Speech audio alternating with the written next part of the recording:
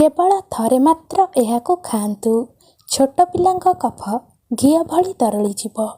बंधुगण, आज आमे आपणଙ୍କୁ एक घरोई उपचार विषय कहबा पई जाउछु। तेबे आसंतु जानिबा सेही घरोई उपचार विषय। आपण माने तो जानिथिबे प्रायतः समय अधिकांश व्यक्ति एवं छोट छुआंक देहरे कफ जमी जाई थाए। जदि बहुत समय खरारे आमे रही थाउ एवं झाड़ बाहरिबा समय रे आमे संगे संगे पानी पी थाउ, तेबे आमको ठंडा होई थाए एवं ठंडा हेबा द्वारा छाती रे कफ जमी जाए। छाती रे कफ जमिला परे सुखिला पत्र रे चलिबा द्वारा जे भली आवाज होई थाए, ठीक सेही भली आमको लागि थाए।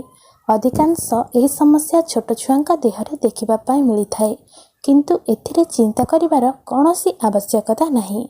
आज आमे आपण मानकु एक एभली चमत्कारी घरोई उपचार विषय कहिबु, जहार प्रयोग द्वारा आपणकर एही समस्यार समाधान तुरंत होइजिव। तेबे चलंतु जानिबा से घरोई उपचार विषय। तेबे प्रथमे एवं सबुठारु जरूरी जिनिस जहा आवश्यक ताहा हेउछि महू। महू फूलर पराग होई थाए, जहाकु महुमाछी निज फेणारे संग्रह करिथांती एवं ताकु तरल करिथांती ओ महू तैयारी करिथांती। महू नियारे जड़ी न थाए एवं पानी रे मिसी न थाए। महू हेउछि एक एभली जिनिस जहा जेकोनोसी भी ब्लड ग्रुप रे मिसी जाई थाए।